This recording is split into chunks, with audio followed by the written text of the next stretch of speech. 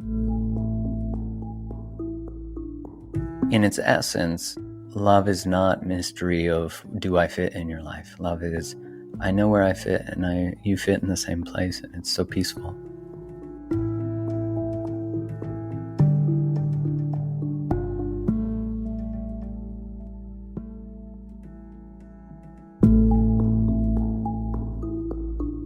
Welcome to the Expanded Podcast with your host, Lacy Phillips.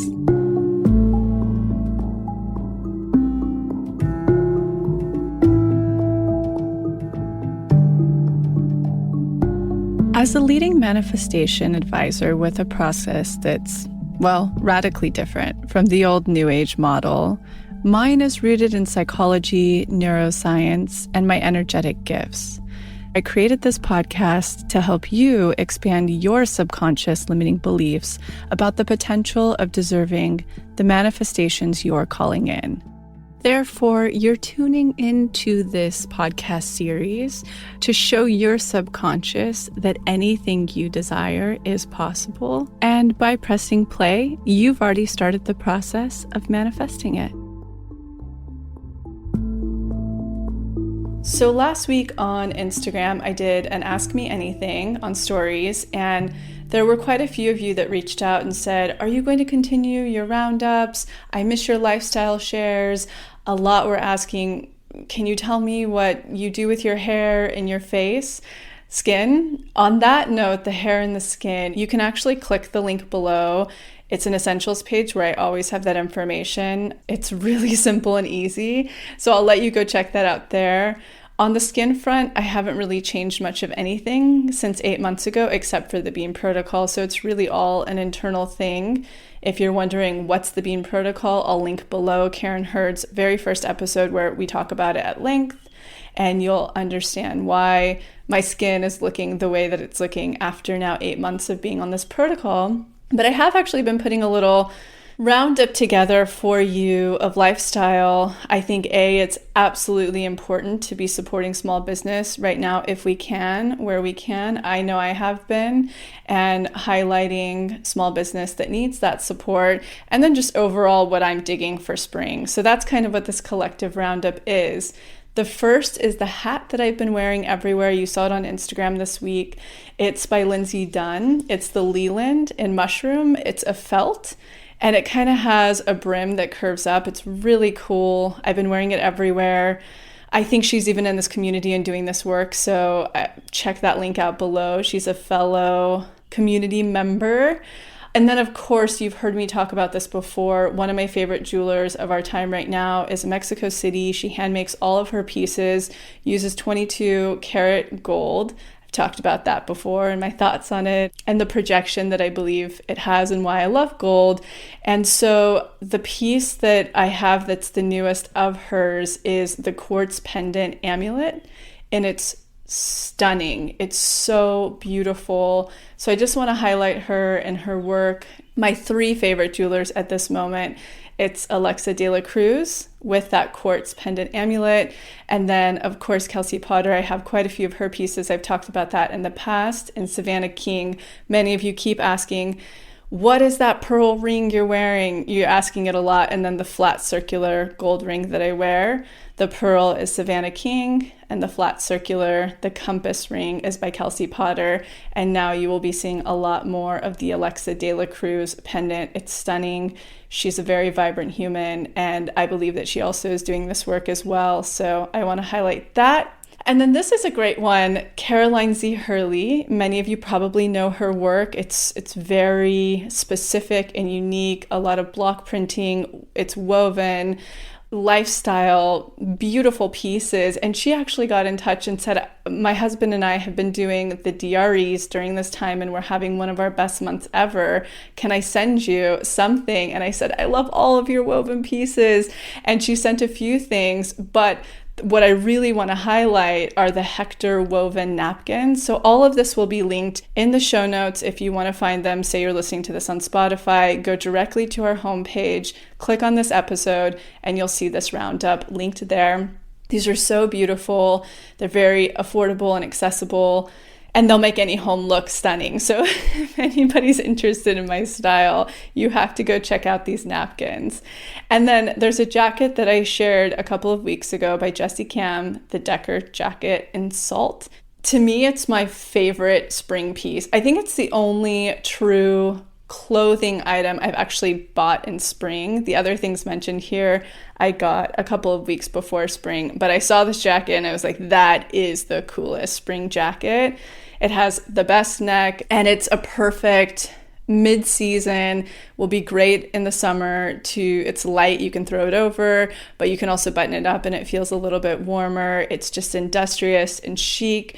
And my friend Jamie actually texted me last week and she was like, oh, I hate when you share anything because it sells out, and I guess it was sold out. I'm not going to take the credit for that, but it is back in stock now, so you can go check that link out. I love it.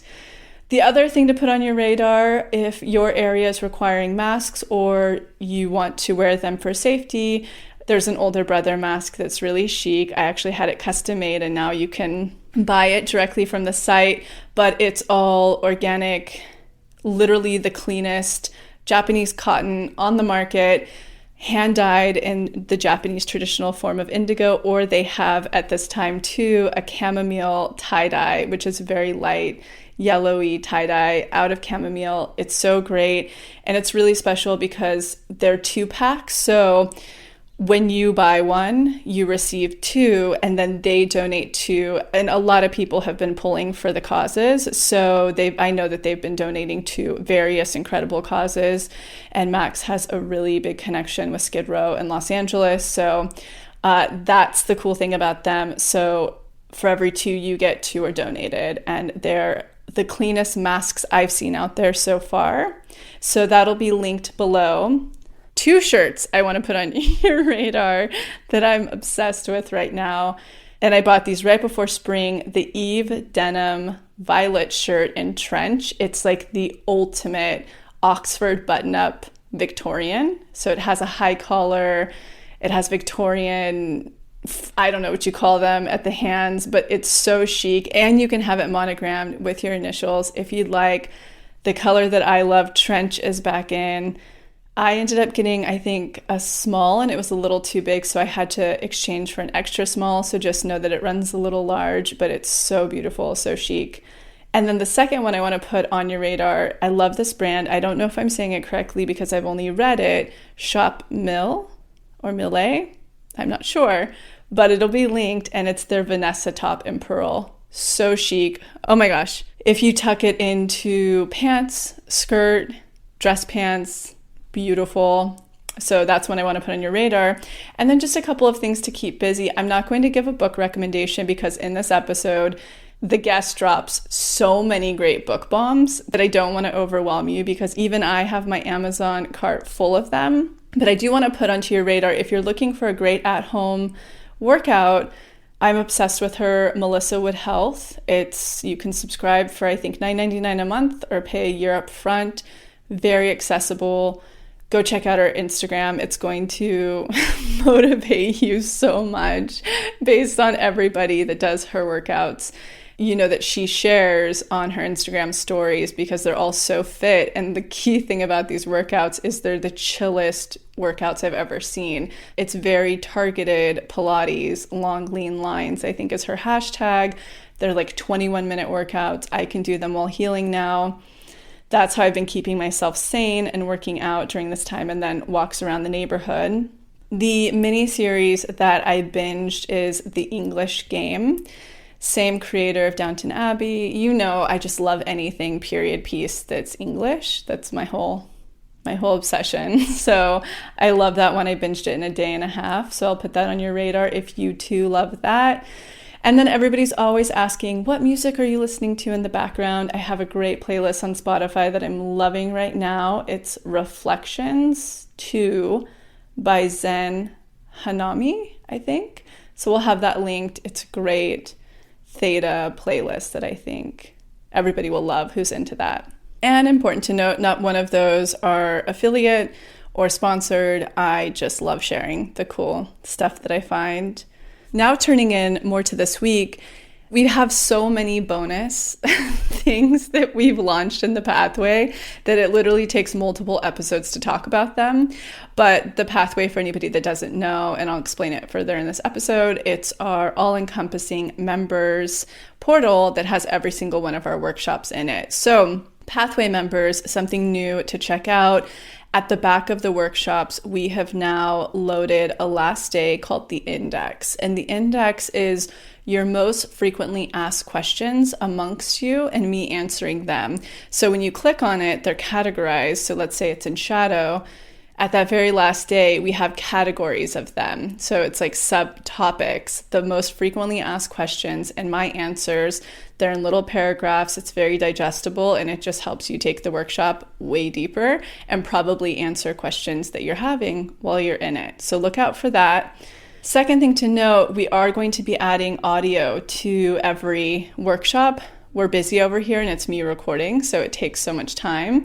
But the start here has it. If you have a membership right now and you've been lull or complacent or haven't been doing it and you're like, I don't know what to do next, please go inside of the pathway. There's one that's called new ? Start here. Click on it. You have my full audio day by day now to suggest how to navigate the workshops, which one to do next, frequently asked questions like how often to do them, how will you have the most success. So go check that out. We will be releasing over time a lot more of my, I guess you could call it kind of like an audible to each workshop, because there is a lot of reading, and hopefully this speeds up for everybody to be able to integrate and do these workshops quicker. Last week, I mentioned that we have now launched the TBM coaching with our first two coaches, Amanda Blair and Heather Whitaker. I'm not going to go into length, but if you are curious about that, please go listen to last week's intro and you'll hear all about it if you have been desiring to work one-on-one with a coach who can hold your hand through this process. As a member, if you've done How to Manifest the workshop, they are here to guide you. And I'm not going to go into length because look out for the first episode next week, which will be me moderating their two sessions with clients. So you will get to hear both of them in action to learn a lot and see their coaching styles and have great takeaways from that to see what you're going to reap and benefit out of that session. And this intro is already pretty long, so I am not going to read off the hashtag Stay in Trust, which are our members who have been sharing their testimonies of what they have been manifesting during this time of quarantine to show you that it's possible to also reap magnetism, manifest during and on the other side of this. So what you can do to go read those is go to our show notes where we will showcase them for you. It's so imperative if right now you especially don't believe and haven't seen that it's possible to continue building magnetism and manifesting during this time. And if you're just tuning in and you're curious about the energetics during this pandemic, please go back to the bonus episode that I recorded a few weeks back. It'll also be linked below in the show notes of me talking about the energetics. And stay tuned to the end of this episode because we have picked out our winner of the 5-star review. We will announce you and read off your review at the very end. Let's finally get into today's guest, Mark Groves. This is our final week of love. So we've had during the pandemic and quarantine in LA's calendar, we've shared a new theme each week. You can go back through and listen to them. And the final one is love. And I couldn't think of a better person to land on because I admire Mark so much. If you have not heard his first episode with us, it'll be linked below. Please go back and listen. He is going to be your new complete specialist, and I don't want to say guru because I think guru culture is over for everybody, and I certainly don't think he considers himself that. He's going to be your new obsession for all things pertaining to what he calls himself a human connection specialist, but anything to do with relationships, especially dating, in relationship, and most importantly, exiting. It's just mind-boggling. We go through all three of those categories in this, specific to this time. he just shares so many incredible tips if you're looking for hints that it is time to exit a potential relationship, how to do it, including a ceremony. It's so beautiful.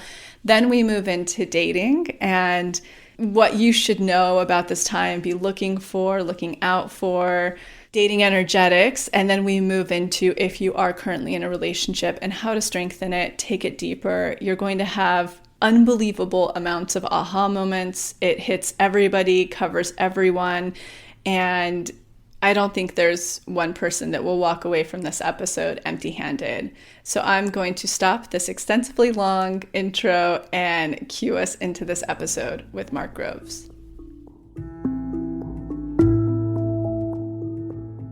How are you doing? How are you with all of this? You know what? I'm really good.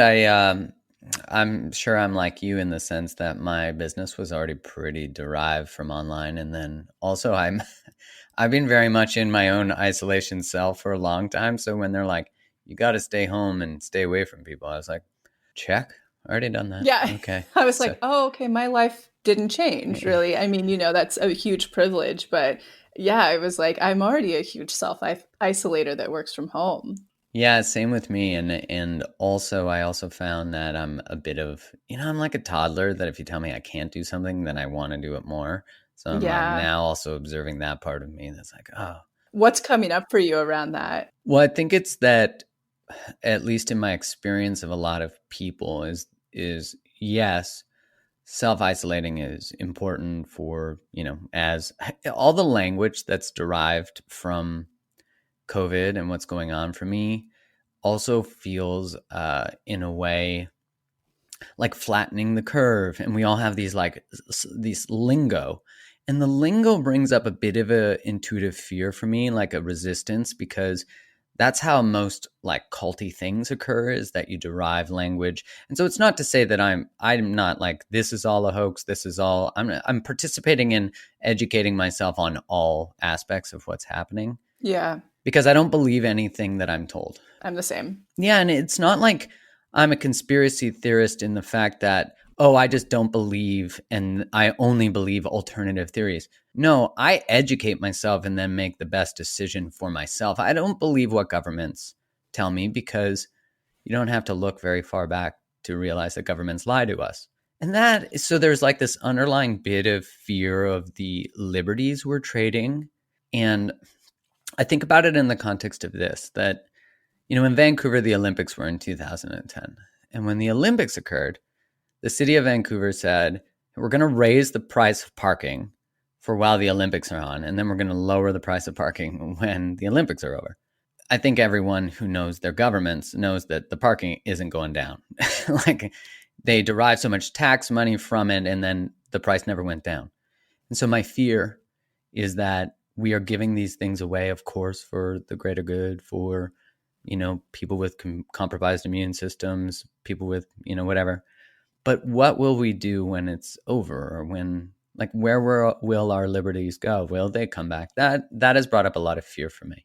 Yeah, and I think that, like you, for anybody who's really educating themselves holistically with it all around and making their own educated decisions, I think all of us fear that, and just pharma. I mean, there's so many I things used to be a there. pharmaceutical rep, so I well, Yeah, I remember. Yeah, how like, you have a direct relationship and experience with that. How do you feel about all of this in through that lens? well, there's no doubt that.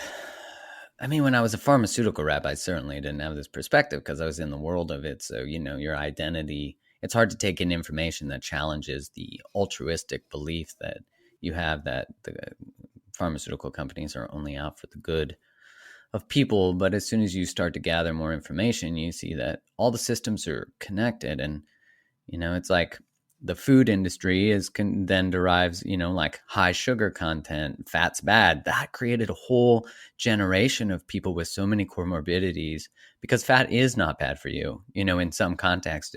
Again, it's about education. And Mm-hmm. I live with this perspective that I don't hold on to any parts of my identity. Like, I heard this from Russell Brand. He said, I always live as if my identity is fluid.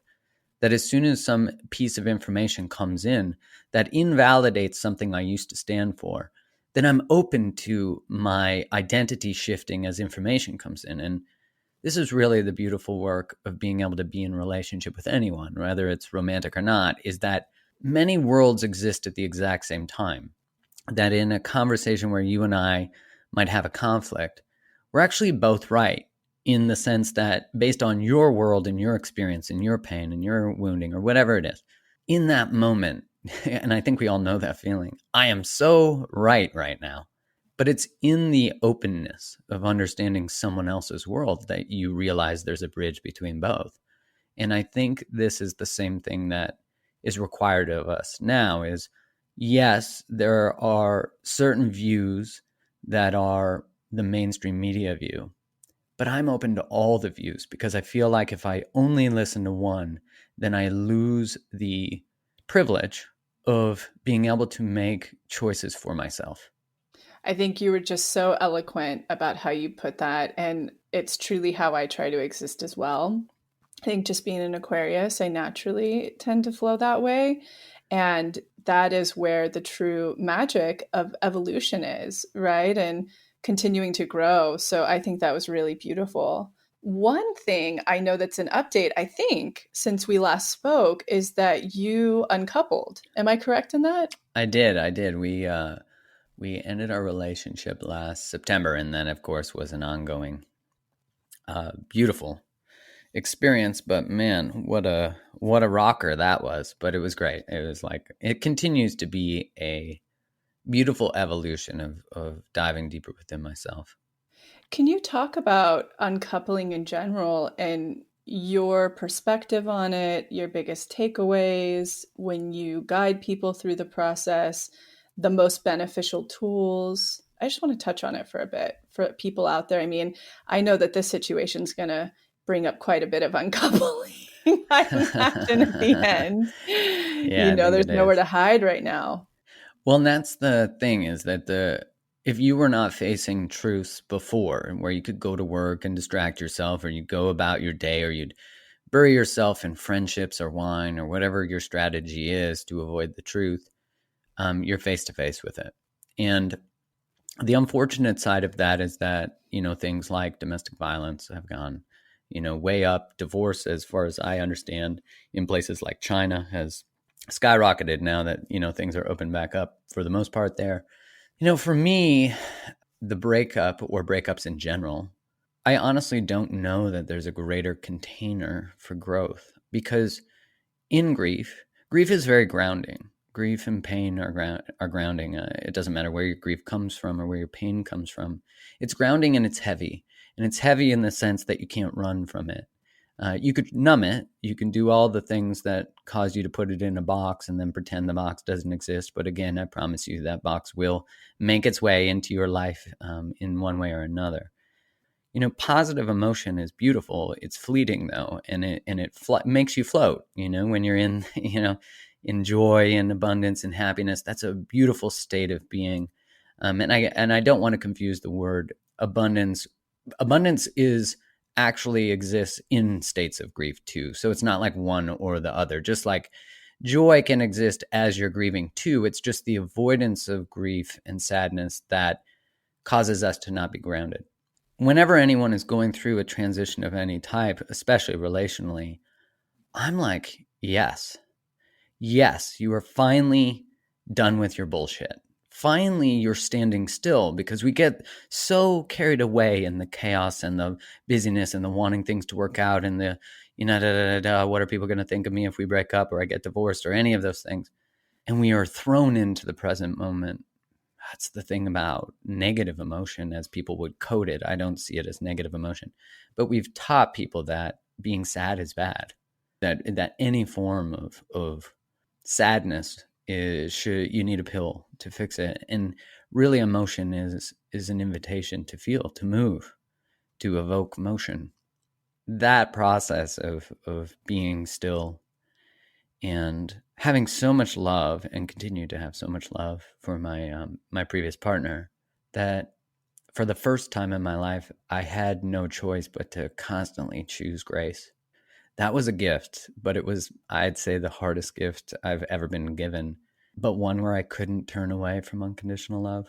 So no matter what the circumstance was, where it would be so easy to be like, I'm angry, you do this. I'm keeping this thing, from the house. But being constantly coming back to my heart and being like, there's not a malicious cell in my body towards her and towards the love and the container that we created.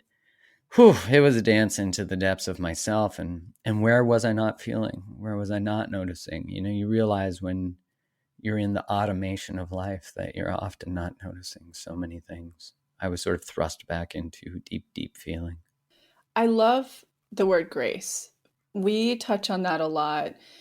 I talk about in manifestation when you experience a rock bottom, which I see you being earthquaked, right? There's something Yeah. that's wanting to come through. You're not growing your worth quick enough to connect with it.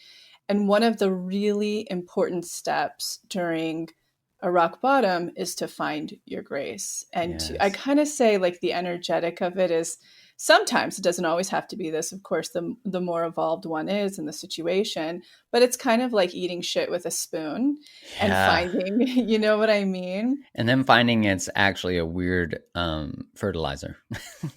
Totally, Just, exactly. Oh my gosh, for the most amazing growth, right? For you, when you talk about grace and that you continued to come back to that in your heart, what what's the word I want? What tool or what how did you come to that conclusion? How did you arrive there? Because it's actually really hard, I think a hard thing, certainly based on the many different ways we've been raised. It's an evolution to get there to consciousness. How did you find that, or what are your tools around that? I totally agree with it. It's like eating shit with a spoon. I was joking reluctantly that it was like eating a giant piece of humble pie. And humble Mm-hmm. pie doesn't necessarily taste the best, but it is freedom. So, it's like in eating the shit, you're free because you're no longer in the traps of what anger and resentment, not clean anger, unhealthy anger, what they can keep you in a prison of a cycle of other people's behavior determines yourself and your worth. For example, we did a closing ceremony in our relationship, and it was about like, a month after things had ended. And we, just based on geographic circumstances, our final conversation couldn't happen in person because I was away for work and she was, so all the things. I felt compelled to have, like, I felt like we needed to have a closing ceremony. So did she. So I went on, the Google, and I looked up like closing. I'm like, someone must have done something like this, right? So I took a group of different ones that I read. I sent her the idea of what I wanted to do. And the night that we agreed to do it, I drove over to the house, and I was sitting outside and I had so much reluctance to want to do it. I'd never done something like that, like closed something with grace. And so being fully seen in my pain of the fracture and not like closing my heart, running, avoiding. Also, I don't drink, so I couldn't, find my I couldn't find my solace at the bottom of a pint glass. Yeah. So I sat in the car and I asked myself, do I not want to do this because it's just not the right time and I'm just not ready? Or do I not want to do this because I'm afraid? And I'm afraid of being seen. I'm afraid of what it's going to demand of me because it was a new moment. I'd never been in. And I made a commitment long ago that I would do everything that required my expansion. And so in that moment, I was like, no, you're being asked to grow in order to do this. Like, I literally had to grow in the doing of it. And so that I, as soon as I had that feeling, I was like, open the car door, went in the house and did the thing. And it was one of the most beautiful, one of the most transformative experiences of my life. And it brought a peace to it, but it also, when you're asking like that grace piece, how do you choose it? How do you know it? It was that I was so proud of who I was and how I showed up in the face of everything, like, who are you in the face of rejection and abandonment. Because it's one thing to, be a monk on a mountain meditating in the Himalayas. But who are you when you're on the streets of New York? Who are you when your partner says, I feel disconnected from you, or your business is struggling? That's where who you are truly shows. And for me, grace is the commitment to grace, is the commitment to choosing that. Who do I want to be? How do I want to be remembered? What requires my expansion? And if it requires my expansion, I must do it. And I think there's an important caveat for people who tend to be codependent or try to fix people. And that is recognizing that there is a difference between tolerance and compassion. Because often when we say choose grace, people will be like, oh, now I got to reach out to them and do the thing. No, you do not. Don't use that as another reason to go back into a cycle of abuse or back into a cycle of codependency. So I think recognizing that you can be compassionate and unconditionally loving and graceful to someone and also not tolerate bullshit. That's a really important separation, I think. I love that. And I see the world through energetics. That's sort of my gift. And what you just touched on, I think, is so important. And I often say with energetics, the opposite is usually the medicine. That's where the true growth is. And I think you outlined so many perfect examples of that, right? The reluctancy to go in and making the choice. And, even touching on potential codependency or cycles of abuse, there's a whole other opportunity there in choosing grace, usually being the opposite, and so I just wanted to point that out because I just think for the listener, it's so important to hear what Mark said. But another thing I really want to touch on is you said that, a bit ago, you've made a choice that you're going to choose whatever is going to benefit your expansion. I'm paraphrasing. Mm-hmm. Talk about that for a minute, because that is where magnetism is. Choosing the grace is where magnetism is. Let's hear about that moment of clarity that you decided, I'm going to walk towards whatever is going to expand me.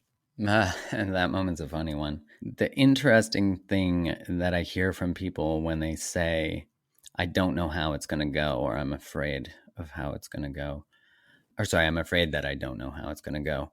That's when I'm really jacked for people, because it means they're requiring a new part of themselves. They're creating a new story they've never been in. If the moment is predictable, then you've already been in it. And that doesn't lead to an expanded life. So many plays on the name of this podcast, by the way. I'm just thinking about that. We're hitting it home. Yeah. You didn't even tell me to say these things. So for me, actually, the moment is an interesting one where I made that commitment. So when I was in my, I'd say late 20s, maybe early 30s, I'm now 41. I remember I was seeing this girl that I'd been seeing for like 3-4 months, and seeing might be a strong term, but I was seeing her literally pretty much every Sunday. And every Sunday we'd hook up, and I wouldn't, at first it was like fulfilling as it can be, and it was a, totally communicated in integrity arrangement experience, but I wasn't left feeling proud of myself or fulfilled or even, in integrity. And I remember showering one morning, and I remember thinking to myself, after this occurs, I feel empty. I feel like my gut would kind of hurt, my stomach would hurt. And I remember just in that moment, it wasn't some sort of like prolific level of awareness or prolific message, but it was like, you choose this. And every time you choose this, knowing that you are left feeling this way, it's no longer a mistake and it's no longer unconscious. You can pretend it is. And then that, of course, feeds the need for alcohol, drugs, anything that pulls you away from who you are. Because if you're not paying attention to the feeling and it's there living in the ether of your experience, the truth of what your behavior is like and what your integrity is, it was just in that moment where I was like, no more. I realized that I was living on so much unrealized knowledge. Like I had so much knowledge, but it wasn't wisdom because it wasn't integrated. And I was recently at this retreat, and I had this awareness when one of the teachers said something. You only need to be reminded of things that you haven't integrated yet. Because I was writing down in the moment, I was writing like a reminder, blah, blah, blah. And I was like, holy shit, The only reason I needed that reminder is because I'm not living the knowledge. Wow. An incredible takeaway. It was this fucking crazy moment where I was just like, oh, you're saying you need reminders because you're not willing to integrate it. You're not willing to do the work. You're not willing to listen. And I keep coming to that, like, what is the highest level of knowledge that I have? And I will always live at it. So as soon as I learn something, I change. As soon as I recognize something is unhealthy, I change. And that has been my greatest form of freedom, because one, I'm not living in the shame of experiences that haven't been integrated. I believe that pain only sits in memories that haven't been fully garnished, like the growth from them, the true essence of what you can learn in that pain hasn't been fully invited into your own expansion. And because it hasn't been invited into your own expansion and you're not fully listening, which doesn't mean everything happens for a reason. That part doesn't matter to me, because a lot of people get caught in that. It happened. So what are you going to learn from it? Because if you don't learn from it, you're going to repeat it. And then you're going to tell me that you just have bad luck and life just doesn't work out for you. And sure, sometimes we do have bad luck. And sometimes we repeat the same stories over and over again, pretending we don't know that there's a wisdom in there that we have not lived yet. We're not willing to say no to the dysfunctional person. We're not willing to say no to that dysfunctional behavior. And we're not willing to say no to the unavailable person. Because on the other side of that is a whole other version of us that is probably so big and so glorious that we don't know how to hold it. And we're afraid no one else will be able to hold it, because we still think someone else holding it validates whether it's worth being held. But someone else validating it means shit. That's living the same old codependent life of suppression. Yep. And it's in that expansion that you go, holy fuck, I'm a lot. And it's great. And everything is on the other side. I totally 1,000% agree. Many people have a very hard time taking that first step Yeah. to, pass their fear that's going to lead into that expansion. In a nutshell, how do you get people through that? That's the magical leap. That's the first time you say the thing. That's the first time you say no. That's the first moment that you decide that how you show up determines how you feel about yourself, rather than what someone else thinks about how you show up. You or I or anyone can only lead someone to the leap, but it is only through their own courageous behavior that they say, I don't know how this is going to go, and yet I'm going to do it. And it's weird because, of course, the human mind craves certainty, and on some level, of course, that's required. Like there's, ground below my feet. I have a heartbeat, like the things that really keep us grounded. But what we don't see is that certainty in our life generally is usually just patterns of repeated behaviors that aren't healthy. So we'd rather be in a painful pattern that's familiar than an unfamiliar pattern that could bring us everything we've ever wanted. And that's an interesting conundrum. So I think what's important for people is to understand that it is normal to be terrified of the unknown. And it's also normal to want to seek the validation of other people's opinions of you. That's how evolution worked. But now there's a new normal that's available to us. And that new normal is that my worth doesn't sit in your validation of my worth, just like my opinion. My feelings don't cease to exist because you don't agree with my feelings. My experience of my feelings is the validation of my feelings. Just taking the leap of deciding that you're going to decide what your life is going to be like and how you're going to feel, that small but giant leap becomes indicative of everything we do. And then you see that the moment you're willing to step towards a conversation you're afraid of, or anything, starting a business, anything, you can't settle in any other area of your life anymore. And I think we believe that if the world around you starts to fall apart, not COVID wise, but I mean just in general, like relationships start to suffer or things like that, we believe that that is the invalidation of the leap. But often that's actually the validation of the expansion. That's often, and so again, it's a mind fuck, because it goes, are you going to believe that your biology is going to determine your destiny, which is I need to fit in to survive, or your soul's expansion is actually determining your destiny? hey, it wasn't that long ago, and it's still true in a lot of places that if you share your opinion, you can die. Yeah. Oh, And yeah. that's still true. It's still true today. And we could all have opinions that the government decides they don't want. Look at censorship is occurring all over the place if you're not part of the main narratives. Yep.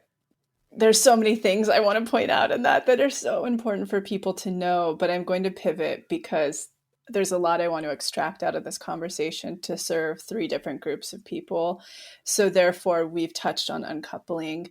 And to wrap that up entirely for now, if you were to give three actionables or takeaways that anybody uncoupling can benefit from, what would those be?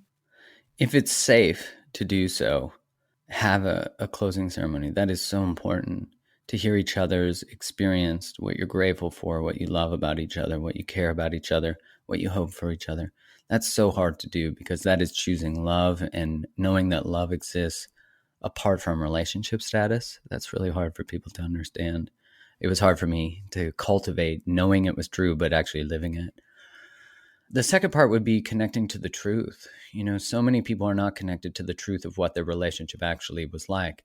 So when I get someone to write out, what is everything that you ultimately want in a relationship? And they write that out. And then I get them to audit all their past relationships. So out of 100% of the things you want, what percentage were your past relationships? What you'll usually see is people usually exist anywhere between like 20 to 50%. And that's almost true across the board. And there's a lot of reasons for that, but mainly it's that we are used to trading what we want to get a connection, as opposed to seeing that the connection must exist with what you want. And I think the last part of that, of course, is doing an audit of, are you those things? Because if you're not living in full integrity, you want honesty, but you're not honest. You want a great communicator, yet you don't communicate. Like really getting clear that you are your list. Because if you're not your list, it's never going to show up. I promise you that. You'll keep getting your mirror. You'll keep getting the things. And, I think that's the other part is that maybe this is the third, maybe I'm sneaking in a fourth thing here, but that is that everything that is in our lives up until right now is in it currently because we said yes to it in some way. And when you can take that level of responsibility and recognize that that means you've said yes to being a poor communicator, to hurting people, to being hurt, to settling for bullshit from yourself, from other people. The moment you own that, you are slammed into the present moment of truth. And truth is the most grounding thing because you can't change your life if you're believing lies, your own lies, other people's lies. You're living in a world where lies are the truth. If you live in a world where lies are the truth, you're going to feel like you're going crazy. You're going to have anxiety and depression. But the moment you can just connect to that, like, what is the truth of who I am and what I've tolerated? From there, you don't know you can't change your life if you don't know what you need to change. And that's why, like, for me, the most important, most powerful thing you can do is do an accurate audit of who you are. And that requires going to a friend who tells you the truth. Go to three friends, a past partner, a best friend, and let's say a colleague or family member. And you say, what's the hardest part of being in a relationship with me? What's the best part of being in a relationship with me? What do you notice I struggle with? What do you think are my God-given gifts? Just those questions alone you already probably know the answer to them, but it's nice to have a mirror back where they say, you struggle with tolerating bullshit. You struggle telling the truth. You struggle with time management. You'll hear all the things you don't want to hear, but you already know it's real, so you might as well figure it out. And so those tools, the closing ceremony, the audit, in the truth, which I think is a parlay from the all of those, can we find those somewhere on your site? Have you shared those, or is there a certain workshop or something we should go to for that? Yeah, I have my breakup recovery course is like 5 weeks that I lead people through the 5 stages of grief, and then I coupled them with 5 stages of growth. All of those things. The very last part is the closing ceremony. And you can do the closing ceremony without the other person. That's the other thing. So if it's not safe and you already know if that's true, if you're using it as a way to reconnect with someone who's unsafe, don't do that. Set up a chair for them, leave it empty, and you can change chairs. It's called a gestalt. You can change chairs and speak as if you were them. And what you might do is garner some really beautiful insights into their own struggles. Three signs, because I know a lot of people are sitting here right now who are teetering on, is this my person? Am I supposed to be in this relationship still? And we always kind of know, Yeah. but we're not always ready. What would you say those three signs are that this isn't the relationship for you anymore? It's time to uncouple. Well, I'd say that question in and of itself just requires deeper inquiry. So it's a courageous question to ask. It's just often people don't follow it till they have to. And so I think that's a big line. And I know you teach this in your work too, that, it's one thing to have conversations because you have to, but it's another thing to have conversations and make leaps and choose to be expansive by choice. Waiting till you have to is still you're doing it great. But how many months down the line could you have done that first if you just followed the intuitive hit? So I think in that question is obviously that's an important question to be asking. And that's a good sign that there's at least something that's required to be figured out: your trauma, your growth, your expansion. The next question I would ask is, do you know yourself? Like for me, when someone feels disconnected in a relationship, their disconnection with their partner is often due to a disconnection with themselves.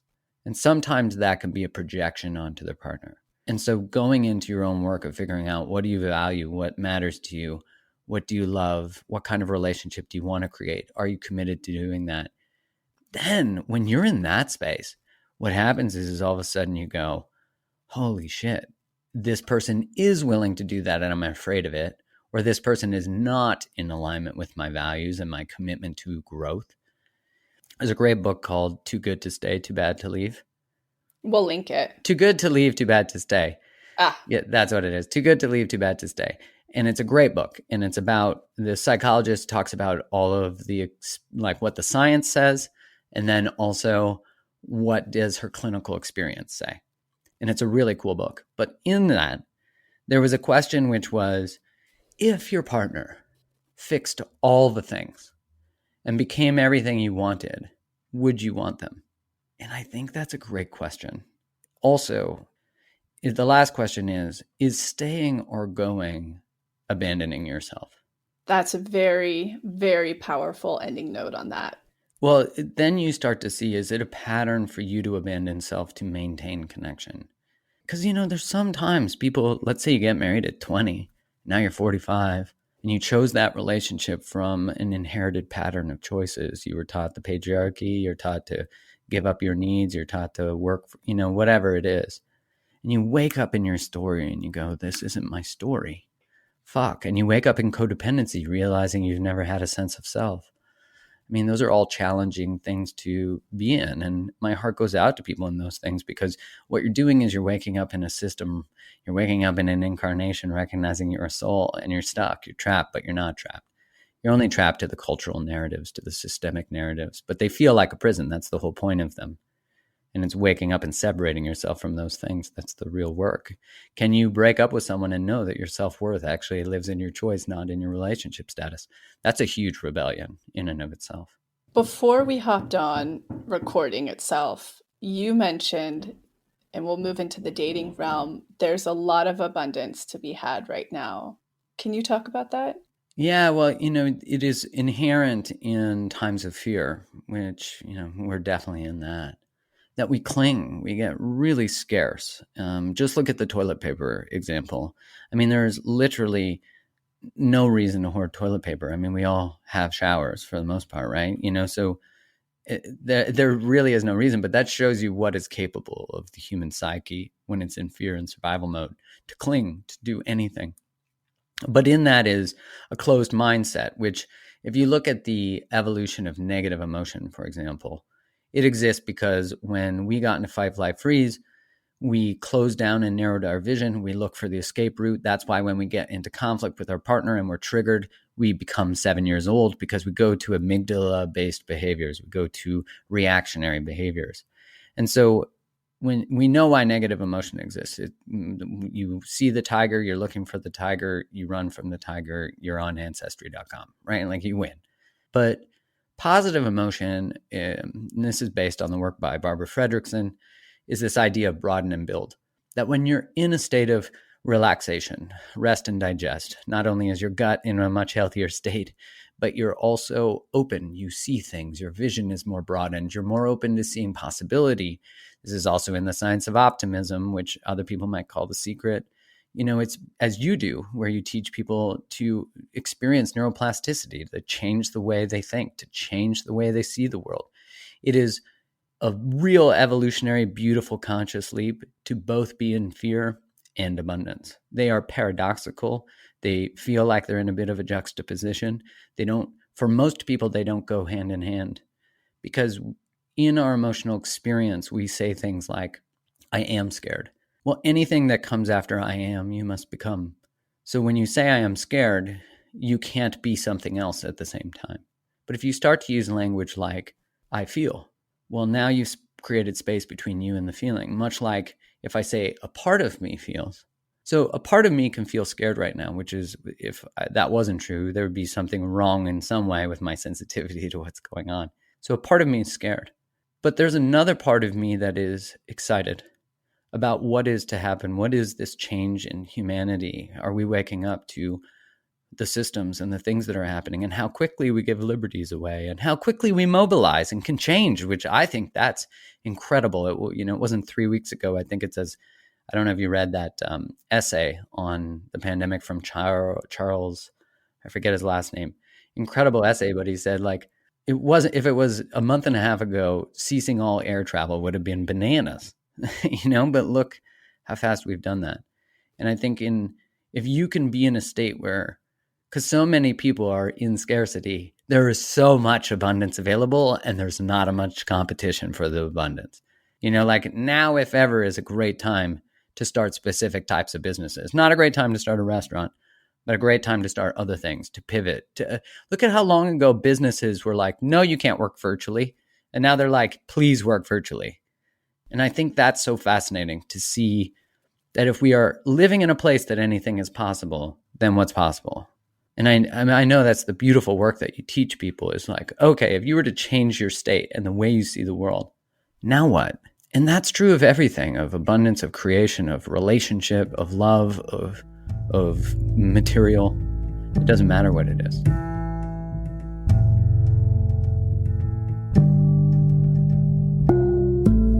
So I'm quickly interrupting this episode to invite you, if you're ready to start your manifestation journey, or if anything you've heard in our manifestation episodes has piqued your interest, to begin. We have a la carte workshops in everything from the basics bundle, which is what we recommend to everyone who starts. It's the formula that actually teaches you how to manifest, unblocked inner child, and unblocked shadow. We also have a la carte workshops on love and money. But the real gem is the Pathway membership, because it encompasses every single workshop we have. It's a year-long membership with full access to the few a la carte offerings we have, and exclusive workshops not available anywhere else, such as the daily practice, which is what everybody in the Pathway uses, hopefully at least 3 times a week to daily, in order to truly create the new neural pathways that one needs in order to manifest, and houses the library of our deep imaginings, which is our unique hypnosis process that allows you to get into your subconscious and overwrite those old neural pathways, creating the new ones. You can use our special code EXPANDED, all caps, EXPANDED, to receive $20 off your first a la carte workshop purchase, or $20 off your first month of the Pathway. Again, that's all caps, EXPANDED, EXPANDED. Okay, now back to the episode.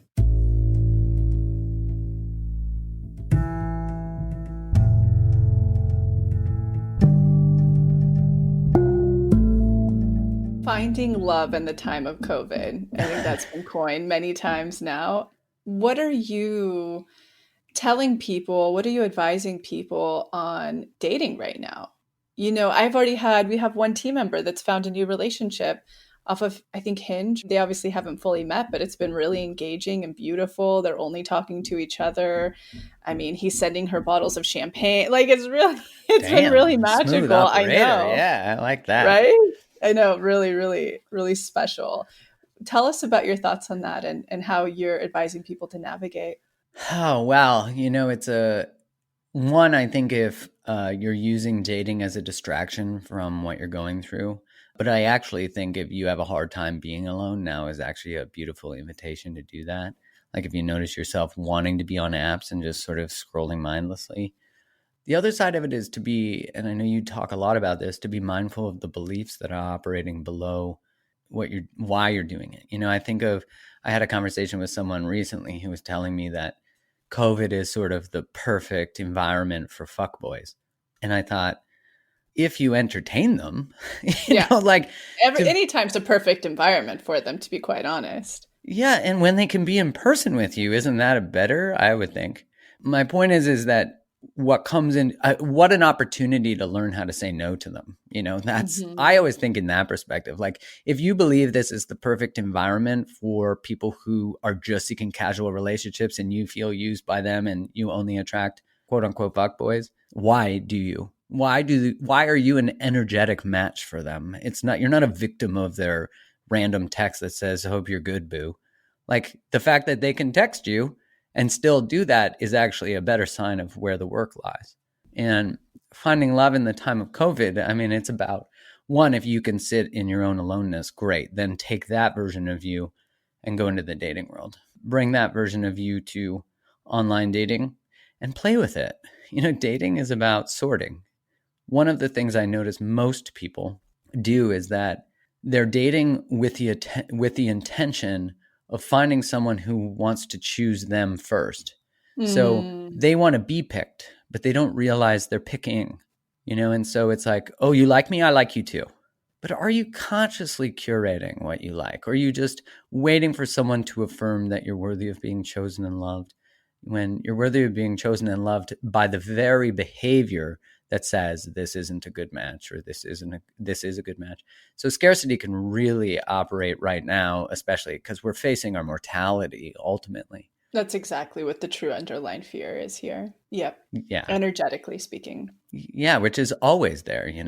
Always. And I don't think many of us take the time to really to ponder it, to meditate on it, and if you look at any ancient healing technique, taking Buddhism, there's a whole meditation surrounding it where you literally go through the process of dying. And so that's what we're all sort of being faced as our own threshold with that. But I think everything you just said it's so important to hear, and it's the perfect jumping off point to talk kind of about tests, right? So Tests. it's yeah, you just said it so well. It's like surveying, can you be alone? Where are the actions of which you're wanting to date really coming from right now? What's at the root of those? And if you are somebody who's done the work and or vice versa, you haven't and you're using this to numb and there's scarcity, tests are going to present. We said fuck boys. It comes in many different variations, sort of feeding off where you're unworthy and the behavior you're allowing.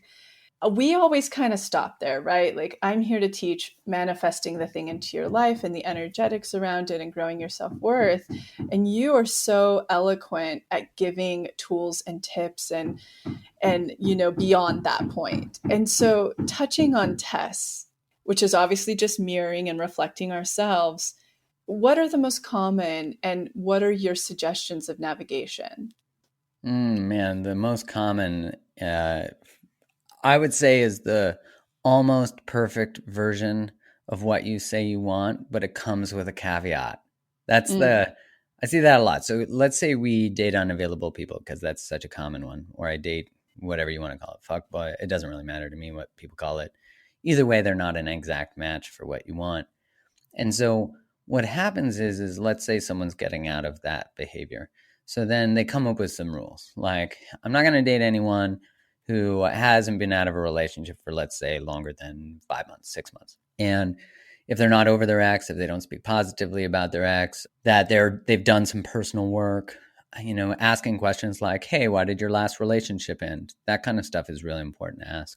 Do they talk positively about their past partner? Because you might become that person, so it's a good sign. Do they call all their exes crazy? That's a really good sign that they're probably the ones driving people crazy. They're the common denominator in that experience.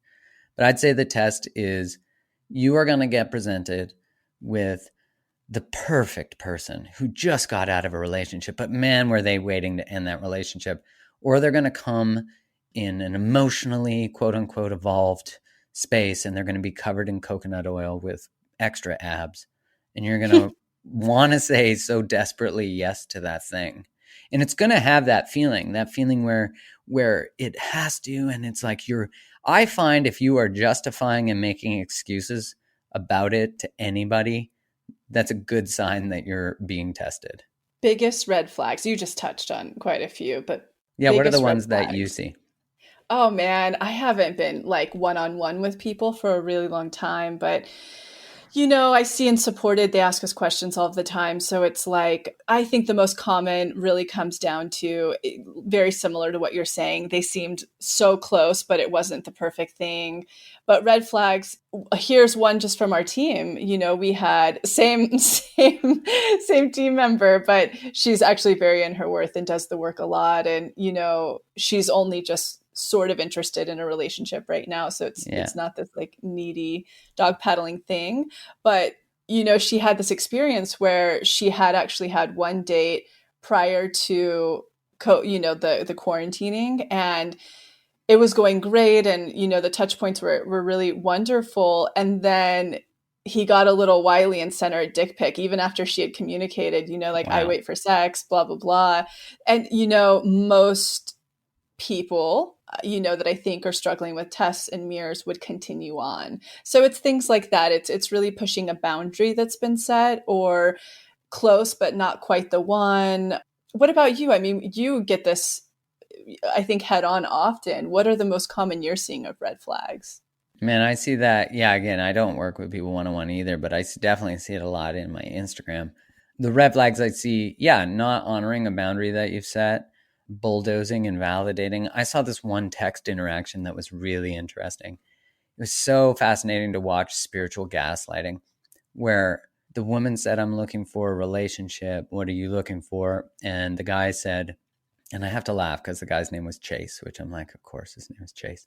That's And fascinating. it's like his name was Talon, it just has to be something like that. But anyways, he was saying, and no offense if your name's Chase or Talon, but hey, kind of funny. It's just the irony. Yeah, it is. And he said, you have to be open-minded to want what I want. And she said, well, Mm. what do you want? And Mm-hmm. he said, well, are you open-minded? Mm-hmm. And I was like, what a trap. Because of course, anyone wants to identify as open-minded. In sales, we call that a tie down. It's a question that requires a yes. So, if I was selling an extended warranty, which I used to in my days I worked at Future Shop, which was like a Best Buy. And you'd say to a man, especially, because we're often ego connected in our knowledge. So I'd say like, hey, you know a lot about electronics, right? Of course the guy's like, yeah, of course I do. It's the same type of thing. Are you open-minded? Of course you want to say yes. And then she said, I don't think that we're looking for the same thing. And he said, well, too bad, your loss. If you want what you want, you're not going to get it in California. You're going to have to move to Utah. Oh, And I was oh, like, jeez. oh, talk about like one condescension, righteous gaslighting. And Oh, then, yeah.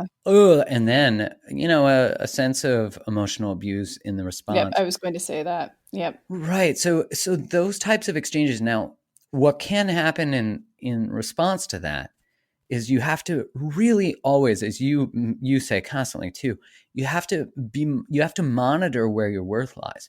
Because does your worth lie in their response to you not wanting what they want? Because that is invalidating that you're worthy of it? Or did you just validate your worthiness? And I think that's the thing that people need to learn is that the victory isn't in the outcome, it's in the process. It's in who you become as you're doing the thing. Like getting the relationship is not, you don't want to be connected to that outcome. You want to be connected to self-worth, and then the relationship shows up because you attract someone who you're not seeking to heal and validate you. And that's way too much for anyone to carry, the weight of your validation, the weight of your worth. It's hard enough for me to carry my own, to know that. Right, Yeah. to carry a backpack for someone else. And my behavior now dictates how you feel about yourself, assuming that I'm obviously living in my heart. So I see that a lot where people are not paying attention to the red flags, the big ones of unavailability. The quickest way is to ask people like, what are you looking for? Because people ignore red flags often because they grew up ignoring their parents' red flags for survival. So they're just conditioned to ignore them. So I see that quite a bit. Yes, all the way around. And I think that kind of stems back to what you were saying before, the just asking somebody what they want. It's very hard, and a lot of fear can come up, and it's sort of that jumping off of a cliff again towards your expansion. And so just knowing when we do that, no matter how scary it is, the first time, the second time, we create so much magnetism. Isn't it crazy? Like all of a sudden, the world wants to reward you for not Yep. abandoning yourself. I just love the concept that you keep talking about of not abandoning yourself is such a perfect way to put it.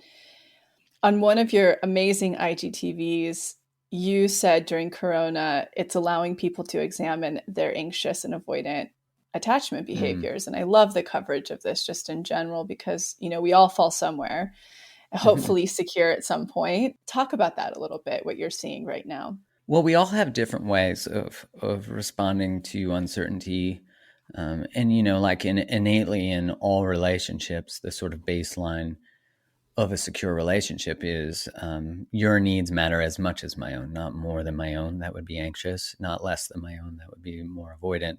And also at the end of the day, I mean, ultimately what we're saying is, will you be here for me when I need you? And that's a really important question. Do we trust that our partner will be there? Will they have our back? Which I think in a lot of ways in the backlash to patriarchy and then lost sometimes in the messages of feminism is not needing people, not wanting to depend on them, which of course meant self-abandonment historically. So there's a real fear there. But at the same time, and I think this is the dance, this is learning how to individuate and adult is, can I be in love with you and hold on to myself? Man, that's such a dance to learn. And in the response to what's going on, some people are very complacent and lackadaisical, and maybe we might call disassociated or more avoidant, or just not triggered by what's going on. And that's okay. There's nothing wrong with that response. Just like some people are terrified and becoming like the police, And like I was walking through a grocery store where I was going to walk down the aisle at the same time as a guy, and he's like, "Don't walk down the aisle while I'm here." And I was like, "Okay, let's breathe." Like, and I get Yeah. that there's a real survival fear that's going on for him. And I have the privilege of the awareness of managing both our experiences and being like, that's not about me. And that's okay.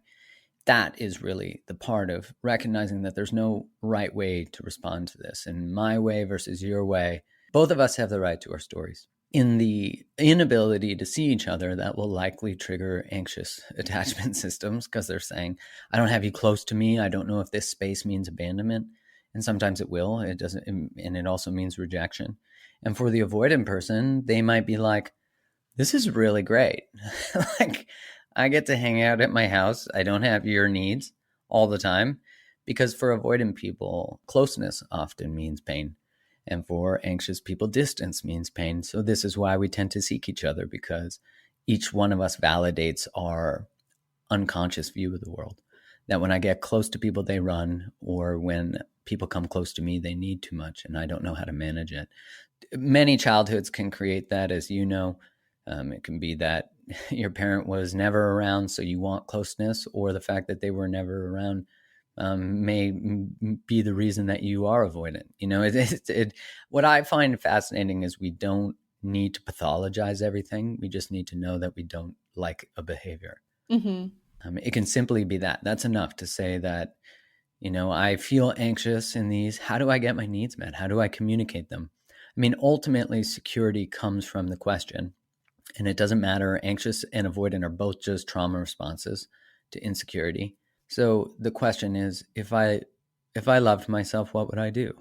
If I had a state of high self-worth, what would worth ask of me right now? Would I have this conversation or would I not?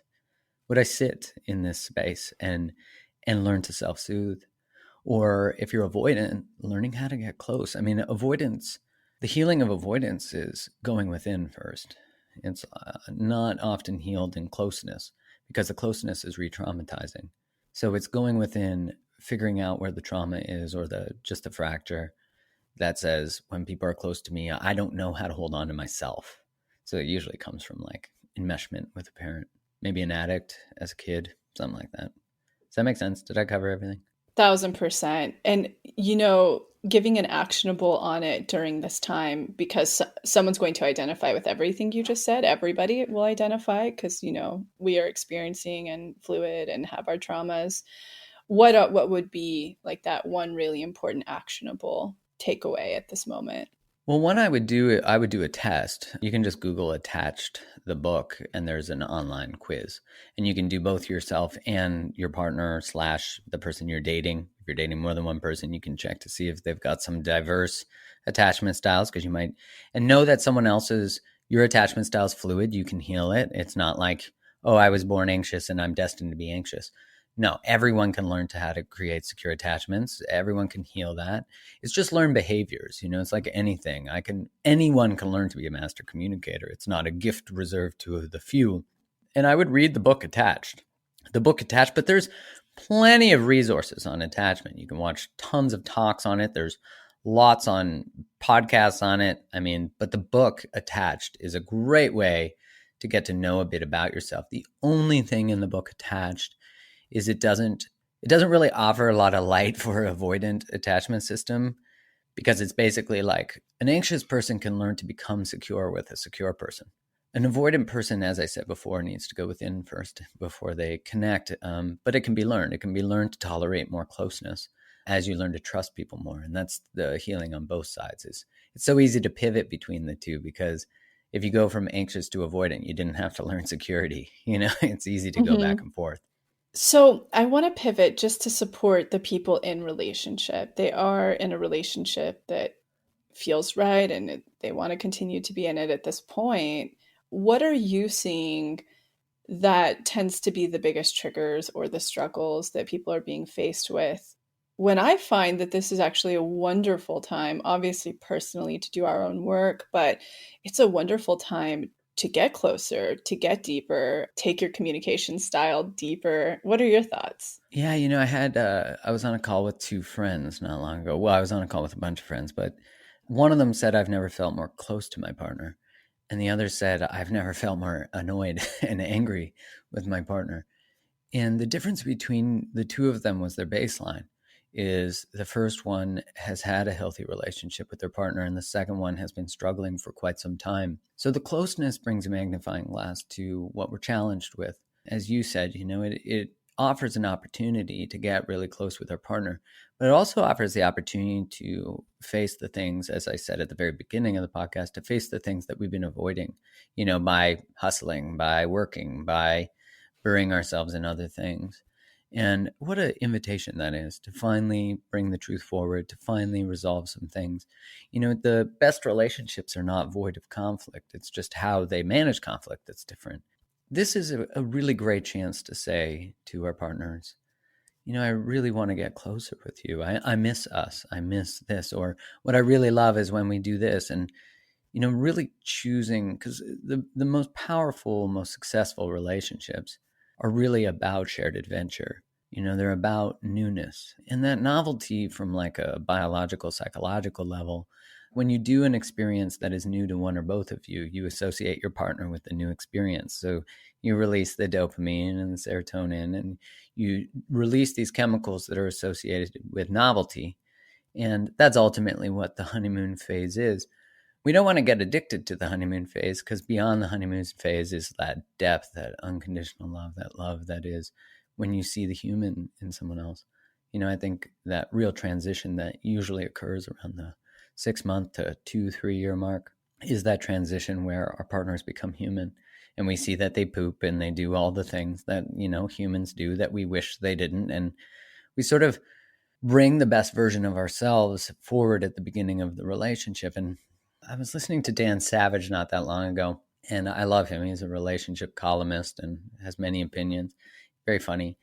But he said, we sort of fall in love with our lie best selves, like we are lying about who the best version of us is. But if we can actually authentically continue that lie in some sense, like, why are we not always striving to be that? I really think a lot of the times in relationship, we forget to connect to that vulnerable part of us, that part of us that it misses the other, that we forget to try. We forget to be more graceful with our words. We forget to find kindness. Often our partners are the people that get dumped on the most. They get our stuff. And that's a beautiful thing, but that they can. But is that all they get? Mm. Do we connect through criticism? Do we connect through, you're not showing up for me? There's a question from Harville Hendrix in his book, Getting the Love You Want, where he says, most of us say my relationship is not giving me what I need, when really we should be saying, what does my relationship need from me to feel that way? Mm. Yeah. And I think that's a real transition. That's where you realize that the relationship doesn't complete you. It is a separate entity. And I think the thing we are challenged with most is we all inherited codependency. That's the model of relationship we were taught. That's inherent in the patriarchy. That's Hmm. inherent in all the systems we've been taught. And so it is a real invitation and gift to learn who you are and individuate, but also in the loss of self in a relationship, especially, as we usually blame the relationship and the partner for the loss of self, not recognizing that they never had a self either. As we reclaim ourselves, they're often afraid that we're going to reclaim ourselves away from them. And we don't see that there's, in the breaking of the codependency, is freedom, but there's something, the relationship must then separate and become a separate organism that is fed and nurtured. There's so much fear in the fracturing of codependency that I just think that we often forget that on the other side, there's a whole bunch of relationship agreements that we're now wanting to change, which is so okay. It's just we often blame our partners for the former agreements as opposed to a system. You said unconditional love does not mean unconditional tolerance. We'll end on this note. Break this down for us. Well, there's a confusion that unconditional love means I will love you no matter what. But in the no matter what is this idea that I'm going to accept behaviors that are unhealthy from you, abusive, not okay.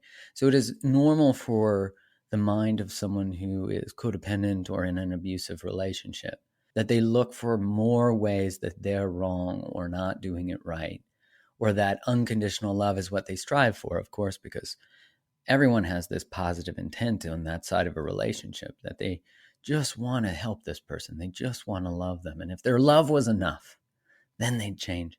But love is a boundary. Love is a lack of tolerance. People don't realize that boundaries are the most loving thing you can actually do for yourself and another person. They're not saying, I won't love you. They're saying, I love you, and this is what will serve the greatest investment in the container that we're creating. If you're not committed to that and you're not willing to do that, that's okay. But I'm committed to that. And if you're willing to bring that forward, then I'm willing to bring that forward. But if you're not, these are the standards to which I live my life. And if you're not ready to meet that standard, that's okay. And I think everyone needs to get to know what is the price of admission to be in their life. What is the price? We think about it in a carnival ride. You have to be this tall, we think of those things, but what are the standards to which we hold? And if you have none, it's an invitation, because if you have no standards, you'll have no worth. There's no two ways about that. Agreed. All the way hitting that for a home run. I do want to ask you one question because you have touched on it a few times, and I think it's really important to educate people. You say if you're in an abusive relationship, can you talk to us about the spectrum of which abuse can occur that isn't just physical, it isn't just verbal, not the obvious? Yeah, I think the real nature of, and again, this is not my, like, I don't want to ever claim that I'm like an expert on abusive relationships. So I encourage people to seek information and really search it out, because there's plenty of beautiful resources. If you find yourself in something that you might question that, or your friends have told you you are, there's a pretty high likelihood that you are. And there's many places you can call to get support for that. So I encourage that. I will say, after that caveat, that there's some real red flags of abuse. One is to separate you from your friends and your family. That's to isolate. That's a big one. The other one is that when they start to become in charge of how you feel about yourself. So they might use language like, you're fat, you're stupid, you'll never have anyone better than me. And what it does is it starts to create a dynamic of power. The other side of that too is gaslighting. I encourage everyone to learn about gaslighting. We Yes. talked about Chase, and that texting conversation. Look how subtle that was. This, are you open-minded? It's only available to open-minded people. And then we see, in that, I'm going to guess it was going to lead to polyamory, Oh, yeah. and spiritual righteousness. And awareness can be a trap in righteousness too. So I think whenever you feel like part of you has to get small to maintain anything, which if we're used to being small, that's a very courageous work, to finally claim yourself and your voice. You do see it, though, I think, in the very subtle interactions like that text exchange we shared. The gaslighting, man, that's where people where your opinion, and this is about boundaries too. Can you separate how you feel about you from how someone else feels about you? Can you separate, are your opinions yours or someone else's? When someone says, I love that, and you don't love that, but you say you love that, that's a good sign that you have poor boundaries. Again, I mean, I encourage anyone to reach out for resources, but those are some of the subtle ones. Are there any ones that I missed that you can think of? I think emotional manipulation is Mm. a big one. I personally, that's how I was taught to love. So I'm constantly having to recalibrate that one. I think you covered most of them. The gaslighting's huge. In fact, Max and I have an ongoing joke where we call each other out when it's subtly happening, Mm. and we're playful about it, but it brings a lot of awareness because both of us will pull it in very, very subtle ways. It's not overt and as harsh as it could be, as many experience. So I think that's a huge one. And what I just really love that you said is anywhere you're having to play small. And sometimes that's actually really hard to identify. So hard. So hard based on the various ways we were raised, and it's intuitive, the playing small, because it doesn't feel good. It doesn't fill you up. It doesn't make you happy. So I think that that's a really key one to just ask yourself first, where do I feel like I'm having to play small, and then continue the questions from there. And I think that goes for everything, not just obviously the topic of abuse, but I really like that you highlighted that one to break it down into its most simplest form. Yeah, and there's one that I hear actually a lot that I do want to mention is, and I hear this a lot from parents who are abusive to, as adults, to their adult children, is something like, you make everything about you, don't you? The narcissism. Oh, can't you just take care of me? Can't you just stop for once? This guilt, using guilt as a weapon. And it's really challenging for people who have been in relation to or raised by addicts, people who are angry, people, and blah, blah, blah, all those things, not to minimize them, but in that, to take care of oneself and learn to increase your tolerance for guilt. Because in laying the boundary, there's often zero tolerance for guilt, because guilt is what created behavior manipulation. So you can actually learn to lay a boundary and hold guilt. Guilt is a natural human experience when we're standing in our truth and up for ourselves, when we've been conditioned to abandon self. Yeah, we're putting out this energetic boundary workshop pretty soon. We were going to do it this month, and then we're like, wow, many people are boundaried as is, not, just in like the very umbrellaed way that they're sort of stuck at home. Mm-hmm. But in one of the days, we talk about the grief that comes up or the guilt, which Oh, is humongous. It's so, and that's where we can often get confused, I think, when we do set a boundary. Did I make the wrong choice? Did I do the bad and wrong thing? And I oh, think that's so important to talk about and look at. it's so hard. I mean, there is a part of us, the pleasing survival part of us, that has to die in that moment. And it is a grieving death, because it is letting go of what we knew as familiar and maintain connection with people we quote unquote loved and loved us, which then requires, again, there's that unconditional love part, but they're family, but I love them, but they love me. But there's often a toxic definition of love. And that's where we learn unconditional love is unconditional tolerance. Because from a child's perspective, you don't have a choice. You can't run away from home at 8 and survive. So you learn to tolerate. And then it gets put under this idea that love is chaos and love is uncertainty. It is not. Love is safety. Love is calm. Love is present. Love is relaxed. It doesn't mean that it doesn't have conflict and it doesn't have uncomfort or discomfort, but in its essence, love is not mystery of, do I fit in your life? Love is, I know where I fit, and you fit in the same place, and it's so peaceful. Thank you so much. You really, I mean, you covered everything we wanted to talk about today. And Well, I'm so excited that you have me back on, and I can't wait to get you back on mine. It's been a beautiful evolution and exchange, and I have just been constantly enamored with your own growth and evolution in your work. And I have so many people who comment like, "Oh my gosh, I saw that episode with you and Lacy, and I loved it." So I'm constantly reminded of the beautiful work that you're doing and all the beautiful community you have, which I am so grateful when they find their way to me. So thank you. thank you. And vice versa. You're always the first person in our talk when we're like, we're going to collaborate with somebody. It's always like, Mark. So we feel the exact same way. I do, and I just appreciate everything you're up to. I can feel, how much deeper your work's gone. And in fact, there were many points during this conversation where I'm like, yep, I need to do a few workshops. It's time for me to do your work. So thank you. And I'm grateful. And I hope you have a beautiful day. Thank you so much for having me. Appreciate it. Thank you so much for tuning into the episode, and I hope you enjoyed it as much as I did, we did.